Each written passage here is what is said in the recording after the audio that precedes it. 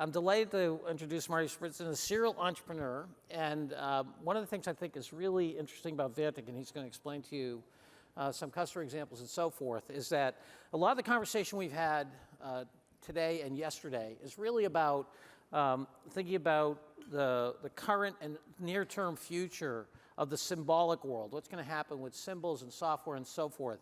And Vantiq is really a company that goes across the physical world and the symbolic world. And when you move into the real world, it's a very different animal in terms of how you think about managing and orchestrating events, agents, capabilities, and so forth. And Marty has a point of view that we're going to see a whole new infrastructure evolve as we get to kind of version 2 of that. But before that, Marty, why don't you tell us a little bit about the company and 1 or 2 customer examples to give people some grounding. Okay, sure. So my name is Marty Sprinzen. I've been in the software industry forever at 3 startups. I love it. But this is the most interesting by far. So you may be familiar with Forte Software, a previous startup. We made the internet work for mission-critical apps. First home banking system, as an example. What we're about to see now is going to make everything else look like small. I actually believe this is equal to the Industrial Revolution. But we don't really yet fully understand it. What we're talking about, these agents, and so you're going to have 1,000 agents in your pocket, they're going to do this and do that. How about changing the world? How about changing the way the world operates from the bottom up? So in terms of examples, I'll give you 2 examples, and these are still relatively early in how we're going to be changing the world. So one of them is an application called dResilio, built with our product, built with Vantiq, runs in Tokyo, another city, municipality outside of Tokyo. What does it do? Disaster management. And I think we could all relate to this. We all know these fires and disasters that are happening with more frequency. So what does disaster management mean? When a disaster is detected, how about getting the first responders to the right place, at the right time, with the right equipment, guiding them appropriately? This bridge is down, go this way instead. How about, as an enhancement to that, on your smartphone, guiding people out of the disasters? Are you ambulant? Can you walk this far? Here's some guidance. This is the next generation. The first part of what I just spoke about, up and running in Japan, it'll be in all of Japan. Second part, being worked on. That's the next generation, guiding people. Another quick example, in Saudi Arabia, they're building these super smart cities. Neom is down the road. CAFTA is there today. We do the security management. 11,000 cameras being built right now to see what's going on. Is a package left somewhere for a long period of time? Somebody collapsed, need help. Or has somebody come in and starting an attack, a terrorist perhaps? And not just from cameras, but what if that terrorist looks, you can't tell they have a gun, they have an explosive vest. How about having drones, a drone with an X-ray a radar capability that can be sent there and look, that suspicious character, does he have something underneath? Now this is a little bit of surveillance, but this is the world that we have to adjust to. It's the world we live in. Disasters and security events like I just spoke about. These applications, those are probably the 2 most advanced in the world. We built those applications. We're seeing with our customer base, because we build the more complex ones, a huge demand for these next generation applications just starting today. Yes, and Vantiq is a partner with NTT, the main telecommunications provider in Japan. So when these get built out to municipalities to use the Vantiq platform, let me just share, and feel free to correct me if I get these wrong, 2 complexities that I think are really interesting. Let's say that there's a surveillance camera or a video camera in this room. The data feeds that are coming off that, is it intelligent? How quickly is the data coming off it? How can I make sense of that? Each of these sensors or each of these feeds can have very different technological needs, and most of the agentic stuff we're talking about doesn't deal with any of that. So as you get into the real world, you have this variety of inputs that you have to make sense of, and that's part of the platform. Another part of the platform is sensors often, and for any of you who do manufacturing, understand that sensors often have problems. Okay, if a sensor gives you a false read, one of the things that the Vantiq platform does is it creates a model of what's appropriate, and it decides whether or not the fact that the data is not coming, does that mean it's failed? Or is it just a hiccup in the way that it's being fed? Because you want to know that, because if you get a sensor that, hey, look, something's broken in a nuclear power plant, or a tsunami's coming, or whatever, you don't want to escalate before you know that that's a true read. So those are just two of the many complexities as you go into the physical world as opposed to the digital world that your platform, and feel free to correct me, that your platform handles. Yeah, no, I'll add to it a little bit. It's, the old garbage in, garbage out. You want to make sure that the information you have is valuable, especially in disasters, healthcare too. So how do you do that? First of all, you want to make sure the data is as good as possible, but there are other things you can do. You could have, if you're dealing with LLMs, large language models, you want to make sure that they're reasonably accurate, fewer hallucinations. So how would you do that? How about a voting algorithm? We have that. We have a patent on it, in fact. How about 2 or 3 of them agree? And then you think, yeah, that makes sense. Maybe I will intercept that missile because it's okay. Or one of them doesn't agree. There's a school nearby. I'm not going to do that. Also, having the right data come in. So if you're in healthcare, getting the correct data, knowing where it came from, and using it in a more narrow sense. There's going to be a huge movement for generative AI moving out into the field. It's going to be monstrous. Inferencing ain't going to really be in the cloud for real time. Why? Real time is real time. It's got to respond quickly. What if you can't get to the cloud? You're going to want that inferencing on the edge. It'll be trained in a more narrow way, small language model, if you will, accurate and still double, triple checked. And besides that, when you build these systems, you need to test them. Well, how do you test them? You can't have humans test it. How about simulation testing? And then see if all 3 LLMs agree as an example, and give it many different possibilities and evaluate it to see whether or not it's going to work in real time. These are the types of changes that are absolutely required as we use generative AI in real-time situations. So the algorithms, the way that the systems are built is going to be critical. The locations of these systems just as critical. Yes. Yeah, and I just wanted to emphasize this because I think of a lot of the conversation that's in the marketplace today, and even in our own agenda, is more in the symbolic world, but as the symbolic world actually interacts with the physical world, with the human world, and we're operating in real time, there are all kinds of things that have yet to be solved. And that's, and I think it's going to be I mean, you see it in healthcare already, and just, if you describe briefly like some of the healthcare places you've deployed.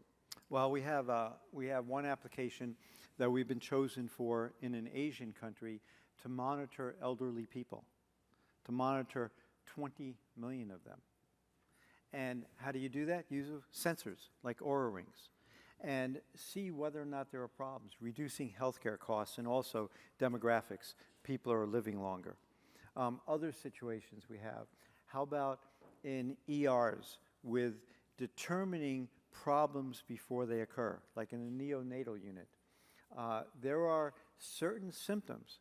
Maybe there's a torn spinal cord that has a very small response, like a little bit of shaking. How do you see that? How do you determine that before it really degrades the patient? These are the kinds of systems that can be built and can be massively distributed, and they're occurring. These are next generation systems. But let me just add one point here.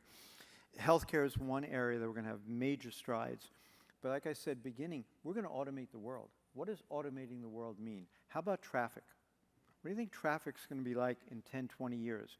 We're going to be able to control, and we're doing this right now with Texas A&M University, control the traffic lights, control the on-ramps, and through V2X, control the vehicles to optimize traffic and improve throughput tremendously. In addition, the throughput's going to go up tremendously because of all this autonomous vehicles. They're going to be roaming everywhere. People are going to take them more frequently. They're going to be easier to use. So traffic's going to go up. And then what about disaster management? How do you deal with traffic when there's flooding? How do you reroute it? We're going to automate traffic throughout the world eventually, certainly in big cities. And these are very complex systems, and we're seeing just the beginning of it today. And I would even go to say, automate traffic. How about automating a whole city? How about automating all of the sanitation? How about automating the first responders? Or even without first responders, how about automating food delivery? How about automating it to the extent that people do not even need to be involved? Imagine a city running autonomously. Now this may be down the road a bit, but a bit given how quickly things are changing might be 30 years away, might be 20 years away. And these are the types of systems that we, Vantiq, build the infrastructure for. Infrastructure that is distributed everywhere, it's got to run everywhere, that is super reliable, that is self-healing. Something goes wrong, the system knows something goes wrong, another system or another component picks up that workload. And these types of environments, we believe we are the first to introduce this type of complex infrastructure, are needed to build this next generation system with sensors, IoT, with AI, with generative AI, and the ability to orchestrate the responses. And Marty, you know, being the visionary entrepreneur you are, you know, you're thinking about the future. Could you give folks a sense of what's shipping today? Like what can they do today in terms of the software development environment, how that works? Okay. In terms of what's shipping today, so we of course have a product that we're shipping right now. But one of the things I heard in this conference, one of the CIOs yesterday pointed out, well, which system should I choose? And what if that's not the right one? How do I change it? So one of the things that we do is we basically future-proof these applications because you want to walk before you run. Maybe you want to use only AI for this particular piece, and that works. Then you add AI for another piece. What if you want to change the AI use? What if you want to make it redundant? You need infrastructure that can basically enable you to be future-proof, to change, to add things as they occur, because the amount of changes we all talk about, it's exponential, getting more so. So you need to have the infrastructure that can adapt. Going back to the early internet, we saw this at a company called Forte Software, and we enabled mission-critical apps for the internet. And what we saw at the early internet use, which is where we are today with generative AI, early use of these agents, was nothing compared to what's going to happen. In fact, the early use was websites, basically a little bit of e-commerce. The latter use were the hyperscalers and the clouds and the whole SaaS environment. Salesforce may have been first, but then there were Workday and all these other products. We're going to see the same thing happen here with AI and with the distribution of logic as we automate the world. It's going to be a major change. And to prepare for it, so what we do, we may not be the only one, but what we do is we enable you to walk before you run. Implement this AI, implement that AI, do it here, let it grow, add to it. I gave the example of disaster management in Japan, and I said the next or a future generation is going to have the ability to warn people on how do you get out of disasters. Imagine the fires in Maui or the fires in LA. If the people could have been warned what to do, lives could have been saved.